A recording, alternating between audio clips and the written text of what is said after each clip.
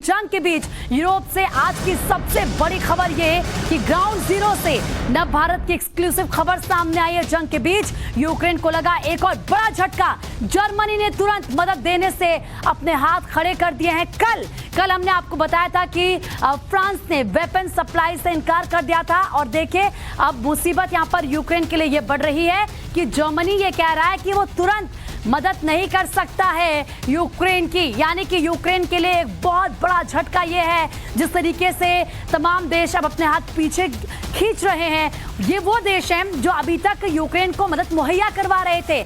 9 महीने से ज्यादा इस जंग को हो चुका है समय, लेकिन अभी तक इन देशों की मदद से जो हथियार मुहैया करवाए जा रहे थे या जो अलग अलग पैकेजेस की ऐलान किया जा रहा था, अब ये देश कह रहे कि हम आपको तुरंत मदद नहीं दे पाएंगे। और जर्मनी इस लिस्ट में शामिल हो चुका है क्योंकि जर्मनी ने यह कहा है कि तुरंत मदद हम नहीं दे पाएंगे। अपने हाथ जर्मनी ने खड़े कर दिए हैं और कल फ्रांस की तरफ से वेपन सप्लाई से इनकार कर दिया गया था।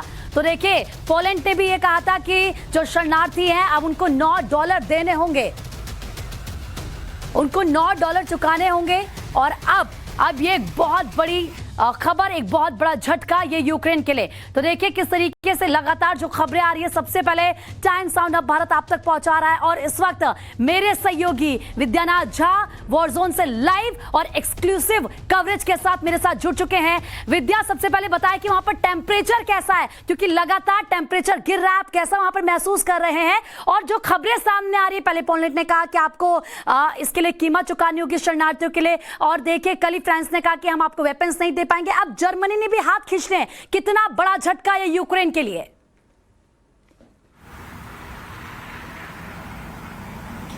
प्रीति, आपने मुझे सबसे पहले पूछा कि मैं कैसा महसूस कर रहा हूं यहां पर, तो मैं आपको बता दूं कि यहां पर अब जो आलम है मौसम का वो कितना बिगड़ चुका है इसका अंदाजा आप लगा सकते हैं।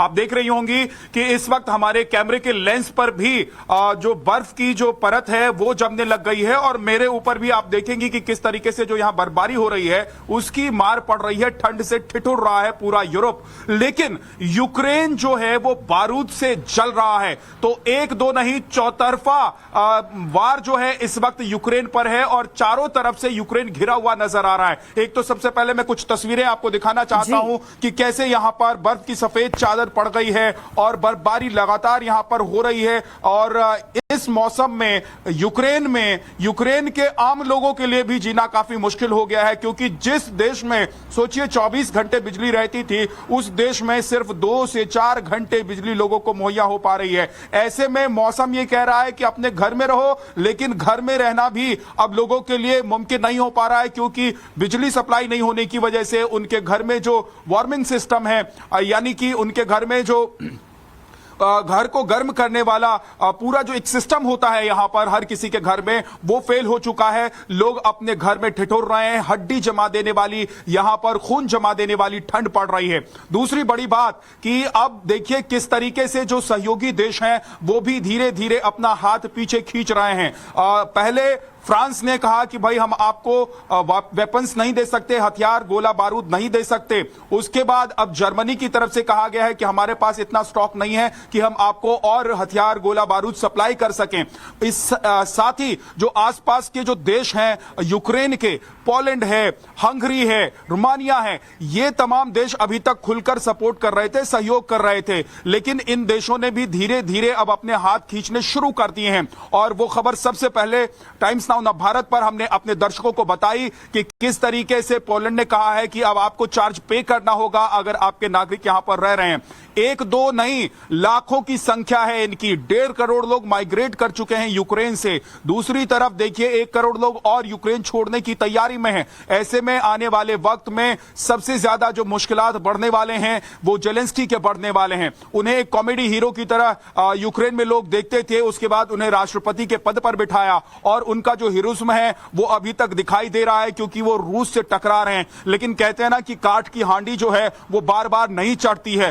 अब यूक्रेन के लिए यही स्थिति हो गई है, किसी और के कंधे पर बंदूक रखकर, किसी और के कंधे से बंदूक उतारकर यूक्रेन के सैनिकों ने अपने कंधे पर वो हथियार और बंदूक तो रख लिए थे, लेकिन उसके जरिए अब रूस को मुकाबला करना और रूस को पलटवार करना यूक्रेन के सैनिकों के लिए बहुत मुश्किल होने वाला है। क्योंकि अब धीरे धीरे अमेरिका और ब्रिटेन को छोड़ दे तो बाकी देश अब ये देखने लगे हैं कि उनका हित, उनका फायदा और उनका नुकसान कितना हो रहा है इस युद्ध में।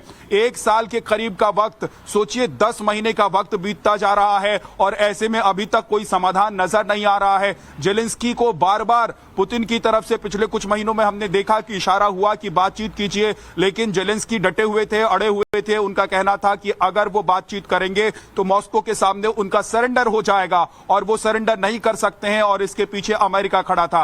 भले ही जर्मनी और अमेरिका मिलकर एयर डिफेंस सिस्टम देने की बात कर रहे हों, जो तस्वीर अभी हम दिखा रहे थे टाइम्स नाउ भारत पर प्रीति अपने दर्शकों को, कि अमेरिका ने सबसे दुनिया के घातक बम वर्षक विमान को उतार दिया है मैदान में। लेकिन क्या ये तमाम चीजें जो हैं वो काम आएंगी यूक्रेन के लिए? और इससे भी बड़ी बात यह है कि जिन इलाकों में हमने देखा था कि पिछले कुछ दिनों में रूस की सेना पीछे हट गई थी, उनको धकेल दिया था यूक्रेन की आर्मी ने, उन इलाकों में भी अब रूसी सेना आगे बढ़ गई है। उसका जो कब्जा था उसको उसने बरकरार रखा है, और सिर्फ कब्जे को बरकरार नहीं रखा है, कुछ और इलाकों पर कब्जा करने की कोशिश हो रही है।